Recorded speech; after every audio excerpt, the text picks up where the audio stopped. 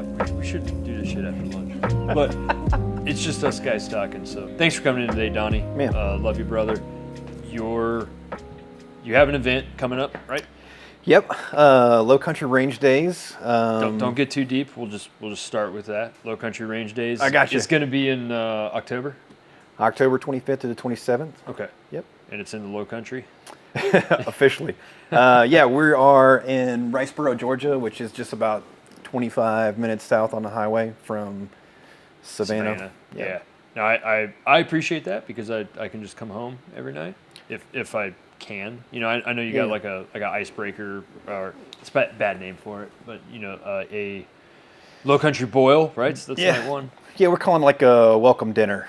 So get together on Friday night, the 25th, bring folks together, have a dinner, get to know each other, because you know, like you go to a class, a training class, and like everybody kind of stands around and does the wildflower thing for a minute and like sizes each other up. So kind of want to get that crap out of the way and just let dudes be dudes together. That has more value than we give it credit for. 100%. Here's my like take on this whole problem set. Like, how do we get to where we are right now? And not all of it's good, not all of it's bad. But when I remember to like back before social media, you're like, you're a prime example. We'll get into like the specifics of how you've kind of transitioned from what you were doing to kind of what you're doing now. But if that was happening to you like 15 years ago, you would buy a gun, get some kit. How you came to those decisions ain't like today, you know, like, yeah. And then if you wanted the dopamine dump of like using the kit, meeting people that were like-minded, learning more, like from that small community, you physically had to go to a class. You had to go somewhere to meet those people, to get that information, use the equipment, learn more about the equipment, those types of things. And it's just observation on my part is like, well, now because of social media, good, bad, or indifferent, you can buy some kit, Man. And you can get a dopamine hit by, you know, doing some stuff on social media. That's not to say it's all bad, but it's you still don't even got to leave the house. You can just do some LARPing in mom's basement and you can get feedback or get some sort of reaction. And you know, prior to social media, you could not do that. We had a real good community. We still do, but it's different now. Yeah. And I applaud you for your like, hey, I want to purposefully build or develop, nurture, and start creating one of those communities here in the Lowcountry. Because this, for people that don't know, Savannah for a long time has kind of been a dry hole. We just didn't have a good facility that could support it. There's other places that are arguably within driving distance. But we weren't on anybody's like normal circuit routes, so to speak, and hopefully we will be in the future because of the effort you're doing, man.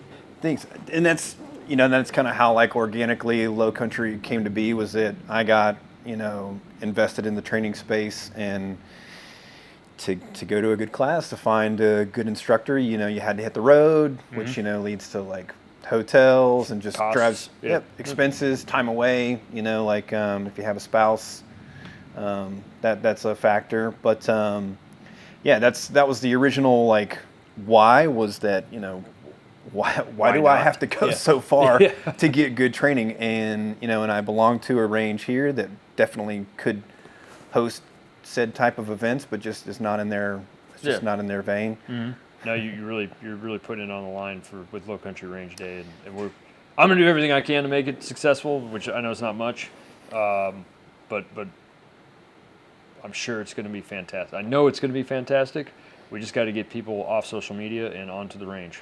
And just be their authentic selves, you know, and like, and also there's levels to this, you know, like we can start out with basic rifle class, we can move up, like, you know, we have guys in the training space that use night vision. We have guys in the training space that are into things that are even outside of guns, you know, like water filtration, all kinds of different avenues that you can go with just preparedness. Yep. So the community at large. And how do we turn guys onto all that stuff? And I like it too because it promotes like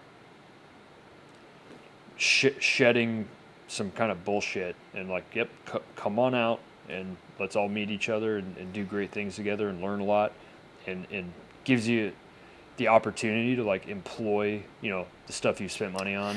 I guess really it's like that deeper understanding of the value that you do have, that you did buy into or you procured, and now you get to really extrapolate like, okay, I made the right call here, or I didn't, which nobody's fault. I learned some shit, and I'm going to take that forward. So well, yeah, hey, I got my fancy Daniel Defense rifle or whatever your poison is that you picked up and you spent coin on. Like, well, how well does it run? How many rounds can you feed through it before you need to start hiccuping? Start to see some like, like what's the reliability on it? Have you got out and stretched its legs? Mm-hmm. So I think that's what with Lowcountry we're gonna do several different things. We have 2 pistol classes, 2 rifle classes, and then we even have a DMR SPR type rifle class that Don Edwards is teaching, so we can show guys that like, we're gonna set up on one of the fairways for this property, which will set out to almost 700 yards. And plenty of yards. Oh man, and I have guys that are messaging like, hey, should I, use a 308? Should I do this? And it's like, hey man, you got a 5.56 gun? Yeah. Bring that and let us blow your mind maybe a little bit. bit. Talk to Don, whatever. Yeah, bring something. Yeah, as and, long as it's not like a 45-70 Buffalo rifle. No cowboy guns. Yeah. That'll be a fun one. Yeah, your lineup at Lowcountry looks pretty good, man. Who else is teaching besides Don? So Don Edwards from Green Line is coming out. He's bringing Josh Kent alongside him. And then we have Sam Houston that's also affiliated with Green Line, but also with the Warrior Poet. And also just Sam from Craigslist? Yeah, definitely Sam from Craigslist. Hey, I'm Sam. I'm here for the party. Yeah. So then that leads us on down the line to Duffy, John Dufresne from Kinetic Consulting. Definitely one of the homies. And we're bringing out Jared Seagraves from Haley Strategics training side. And, very cool. Jared's a super good guy.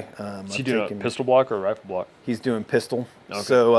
So Don and Sam are teaching rifle classes, and then Duffy and Jared are teaching pistol. And I've got another guy teaching rifle. I believe that wasn't a leading question. Yeah, I'm teaching the rifle block out there. That's going to be a good time. I don't get to do open enrollment stuff very often, and they're the best. They're the best things to do. It's not the space that I like try specifically to work in. Yeah. But man, I fucking love it when I get a chance to. Cause no, it's I know. Great. You were like one of the first guys I wanted to try and like pin down, because just you're a hard guy to take classes from. Like that's even kind of how we crossed paths here at Blue Force Gear. Was like, yep. I was signed up for Night Ops Summit. You were already like sold out by the time I bought in. And then I was like, hey man, I live here in Savannah. How can I get to train with you? And boy, did that somewhat digress. Yeah, I know, right? That's where it started, dude. You showed up here one day. I was like, who the fuck is this guy? But yeah, that's what we all do, to everybody. 100%. But no, I'm excited, man. I'm just teaching a carbine block. I think we called it feed it, fix it, fight with it. Or feed it, unfuck it, fight with it, something like that.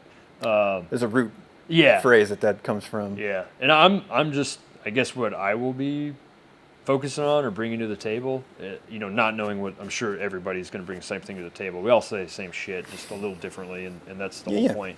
But I'm just a manipulations guy on the rifle, and manipulations specific to like under all conditions or domains. Because I kind of feel like it's like, hey, after looking at this for 20 years, I don't really need to train you to use your eyes to do these things. Like you will do that anyway, and just because nighttime is half of all time, so it's like chances of me having to use this rifle in low light or no light conditions pretty high. Might want to know it well. Yeah, I just started going back to like, hey, I would just like to run the gun completely tactilely, which is like, with your fingers. So how do we have techniques that ensure that happens under all conditions and are, not going to make you a champion, USPSA shooter by any stretch, but just manipulations. Somebody's here. Dinner's ready. I love that. Ma, meatloaf. Definitely the meatloaf is ready. But I mean, that's like, I mean, I saw something the other day that a guy was saying that, like, you know, well, everybody loves sexy, but like it's the hard skills that, you know, that win fights. Yeah, sets and reps, baby. Yeah.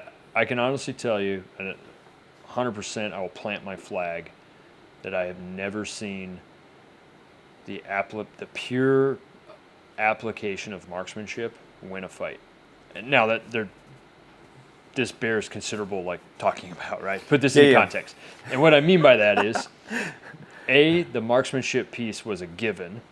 So I was like, yeah, that if he just gets that gun where it needs to be, when it needs to be, he can feed it, he can fix it. Like basically, the little metal stick is never the problem, you know. So that means the problem is the problem, and because the little metal stick was not the problem from a manipulation standpoint, it allowed the marksmanship to happen, and then that part was kind of a given.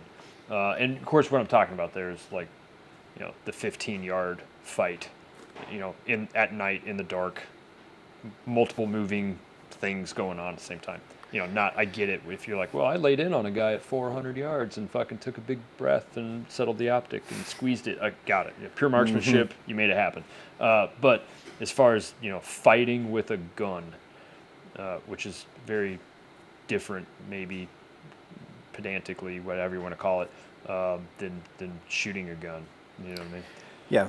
Well, you know, we talked about this, and it's like, you know, especially the world that you came from, you know, with being a Ranger frontline guy, you know, like maybe you got to where you were going, you know, you left the base, you traveled in, maybe you were under night vision, it was dark, you got to the place where you're finally going to do the thing, you know, like your hard skills, the way you teach, like, and what you express to your students, you know, like you hardwired in so much to the point that, like, when you finally get to the X, we'll call it, you know, like you don't have any questions about, like, is my rifle loaded? Do I need to do a press check or any kind of, you know, bull crap like that? Like, you know, and then you're confident that if anything happens, your weapon goes down, like, you'll be able to get it back up in the fight. And like that, there's a lot of value there, you know, like beyond just marksmanship. Being able to press and squeeze a trigger. How well do you really know your rifle?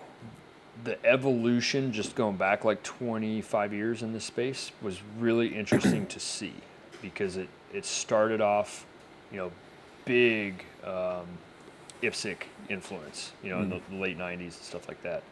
And the classes that started happening after that was really like manipulations intensive stuff, like gunfighting, you know, I know that's like a bastardized term, but ready ups. Yeah, like use the gun in this manner.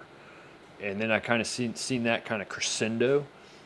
And now, because all the instructors doing that, you know, did a great job. And now I'm seeing where it's like, all right, a lot of dudes can run guns like houses on fire, which is cool. And they're like, so what do we do with it?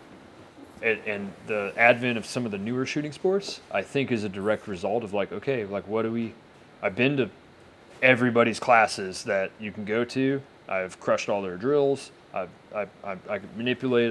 Marksmanship's down. All that good stuff. So like, what do we do with this? Because if you're not, you know, if you're not going out on target every night and like actually doing the thing, you know, they're like, what do we do with it? What's the next thing I can keep the skills I have, learn some more stuff, have some bragging rights.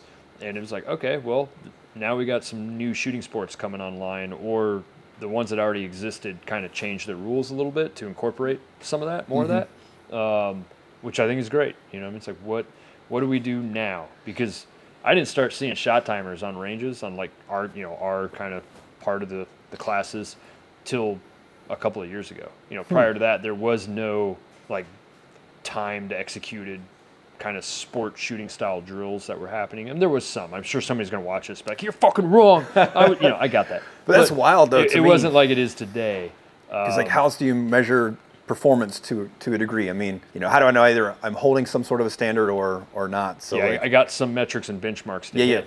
And I'll be honest with you, because you know, back in the earlier days with that peer group of people that were running on, it was just like, hey, if you didn't look like a monkey fucking a football, that was the goal. Yeah. You know, like, hey, Which makes it, because I mean, and I did it all without like stopping and being like, huh, is this the next thing I'm supposed to do or whatever? You're like, hey, well, training wise would have trickled down from military or law enforcement, and like, and all your, you know, if you're a supervisor, all you want your guys to do is look squared away. So as long as everybody's, you know, got all their shit stuffed in one sock, yeah, it's cherry. efficient, Yeah. it's good, we validated it, and maybe that was it. Where dude's like, yeah, okay, we validated it. I'll give you, you know, not a secret, but I haven't witnessed anything happen in the field environment that I thought was even remotely difficult compared to what we do on flat ranges. Yeah. You know, which is a good thing. I think that's how it should be. For sure. I think that was also a driving thing of like, hey, how do we let's make some really hard benchmarks. You know, let's have these like aspirational skill sets. And for those that don't know that you're a big like PT guy, you know, so it's like what is my fucking 1 rep max on this? Yeah. This drill, this exercise. So it's like, hey, time. Bang. It's like, all right, can you do that 10 times in a row? Fuck no. But I just did it this time. Yeah. That's my that's my like That's like aspirational top end skill. I just proved it. I can't do it 10 times in a row. Or maybe you can. If you can, maybe that's your goal. Like work towards it's like, hey, my 1 rep max just became my fucking 3 sets of 10. You know? It's so wild. Yeah, like when you're like there was no shot timers, I'm like, how do you measure? Because like the human performance side of me, like I have to measure. I need a benchmark, and then I need to be able to maintain that benchmarker, and then maybe move on from there. Like, you know, especially with, you know, gym stuff. That's, you know, there's method, and then you apply it, and then, you know, you measure it. But yeah, I think, you know, the sport shooting aspect too. Like when you were talking about that, it made me think of like the caliber of shooters that are out there now. I think is definitely getting pushed by sport shooting, you know, it's the best it's ever been. I mean, by a large margin, margin. I always kind of come back to your class for like those guys, because, you know, some things with sport shooters you'll see like, oh, my gun went down. Time. Let me, you know, fix this thing, and like, if we go back to the reason that we have the tool, and the tool is used for, you know, self-defense, protection, you know. If you had to use it outside of sport shooting, there's no timeout. Yeah. Let me fix my gun. So I think that's where the road starts. It's not and the size love begins. It's not a 180 degree split by any stretch, but there's some divergence points there. Yeah. And I like to just explore those divergence points, because like even in this room, you know, you've been in this room before. This is a shoot house room, and the best things I've ever seen teaching shoot house stuff to civilians was the really high-end sports shooters that were having some difficulties in areas that they would have never imagined they had difficulties in, because they're such badass shooters. And they're like, what the fuck is happening? Like I haven't missed a reload in fucking, I can't tell you how long, you know, or whatever. Yeah. And it's like, no, cool, brother. That's what we're here to like explore and talk about and things like that. And they're like, all you asked me to do was walk through a doorway, and then I had to perform a reload while shooting at a IPSC target. Yeah, from 3 feet away. And I couldn't do it. Couldn't, yeah. It was task saturated. Yeah, and thankfully, you know, that doesn't last very long, because like, hey, you got all the hard skills like down pat. So maybe we need to modify 1 or 2 specific to the circumstance. But that's the gap I like to work in, because it's fun, you know. For sure. And this is I like to call the shoot house like the lab. You know, like we practice all the hard skills on the flat range, and then like I always like to try and catch a class and come in and basically check in with you and be like, how hard are the hard skills? Fair, yeah. You know, like, because if I think that I have it dialed, and then I come here and I get asked to open a door and step through a doorway, and then all of a sudden, like, I can't remember to turn my flashlight on whenever I'm panning a room, like, we've got some room to grow. React to what you see. You're like, I'm not even seeing anything. I'm just worried about this metal stick. Meanwhile, the internet's like, do I go in with my left foot first, or do I do this? Yeah. How do I do a button hook? And there's a whole YouTube rabbit hole you can go on. That is the humans really. If humans do anything well, it's make shit difficult. Complexity bias is a real thing. A lot of times it's absolutely called for, because there's a lot of shit that's like difficult and needs to be deep dived. but it also creates like a perfect storm of we can make a lot of things difficult that maybe don't need to be difficult, but yeah, you know, it's just fun. It's fun to like watch that shit, and think about it, and the two sides of that coin is like, okay, well, this is like really important, so we need to really deep dive it. And like this over here, the other side of that coin is like, it's really not that important. You're like, yes, it is. No, it's not. You know, and just watching all those kind of firefights play out. But that's why I try to stay out of some of that stuff. It's a dangerous place to exist. Thankfully, I'm like old enough now. I'm like, I don't care. Like, I'm willing to have any discussion. I'm not willing to have any arguments. You know, so and that's kind of a two-person thing. It's like, hey, if we want to like have a cool discussion and not get all emotionally fucking attached to leading with your right foot or whatever, 100%. Let's do that all day long, man. That's what it should be about. Hopefully, Lowcountry Range Day will like support that like outlook on it. Because straight up, it's like, dude, there's the other guys you got teaching classes are fucking legit. You know what I mean? Yeah. And sometimes students, if they're not, you know, say they haven't been in this space long, or they're just looking at it from a weird point of view, where they're like, hey, you know, yesterday I was in Sam's class, and he said this, and you're not saying that. Who's right? Who's wrong? Or like, he said this, and it's like, okay, man, no, 100%. Thanks for bringing that up. Like, we can extrapolate these things. We can talk about them. We can do some Pepsi challenge work, or we can just get into like the context of like, okay. And I try to be very clear about that with my stuff. Like, the reason I do it this way is because of this. Well, and not, I don't mean like this one time, this one thing happened bullshit, but like here's the context and operating parameters from which I am deriving all this information from. Because obviously if I was like, hey, I'm going to teach you how to win a 3-gun match, it'd be like, you fucking suck. Yeah, I'd be like, yeah, absolutely. None of these techniques are going to make you a 3-gun. Well, master. and I think too, like I haven't really like, you know, thinking about it now, like too, like with Lowcountry, the fact that you can get exposure to 2 different instructors on the weekend and take 2 different takes on the same platform. You can do, hey, you know, you got some options. You could split it up and go like, hey, I'm going to do a rifle class on day 1 and a pistol class on day 2. Or I'm going to take 2 rifle classes, or, you know, whatever your flavor is. But like thinking about myself, I would encourage people to do that. That's if I was going to be a student at this thing, I would probably take 2 pistol classes or 2 rifle classes. Well, I could totally see the logic in doing 1 and 1. But you're right. Your breadth of like understanding is going to be greatly encouraged if you just do 2 rifle classes. My current pistol grip is from 3 different instructors. Yeah. You know, like it's a journey. Well, and I say that because it's like we talked about this as far as like being an instructor. You know, like ultimately, like my goal when I was an instructor in the military was to get that aha moment. You know, to see the light bulbs come on in students' eyes. And and it was something that I like.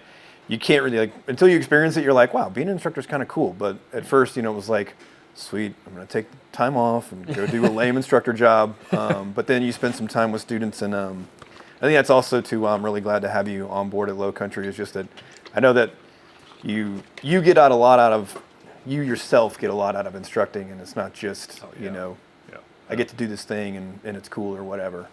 But sharing your knowledge with people is it's a big deal. It's going to be fun, man. It's going to be fucking great. I'm excited about it, and also I'm excited just to hang out with some of my peers that are like I know are going to be there. Like anytime I get to spend time with friggin' Don and Sam and Duffy and that crew, like it's just amazing. Like a curator of so to speak, and I was like, all right, well, I want to get these guys that mix really well, and then you know who else can I get to come in that doesn't get to dabble in this area at all, which is Jared, you know, and Don and Sam have actually gotten to run into him on the instructor circuit, and I get a photo of all 3 of them standing together, drinking beers together. Yeah, of course, yeah. And it's cool to like to be a part of it from that aspect. You know, whereas once I was like I came into the scene and I was the guy standing on the firing line, and then I had an idea, and that turned into Lowcountry Range Days, and to be on the other side of it now. You know, I hope to share with people too that just.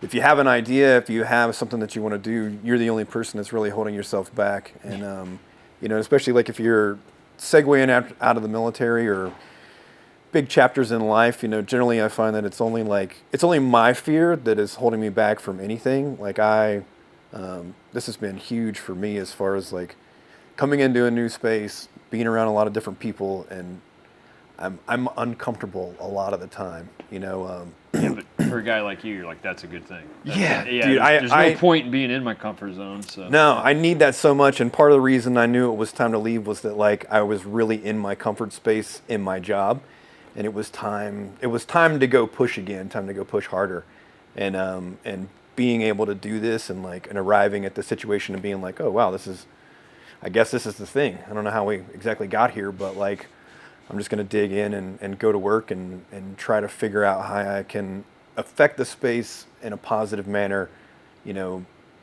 as best I can, and then go back to the drawing board next year and do it all over. Do it all again, man. Well, yeah, we're all going to learn some lessons and move out and draw fire, man. Fuck yeah. Yeah, I'm excited about it, Donnie. Thank you very much, brother. Yeah, man. Come to Lowcountry Range Day. Lowcountry Range Day. The link is down below in the comments, I'm sure, or what. I don't even know where this is going. Don't matter. But put it on the Googs, Yeah.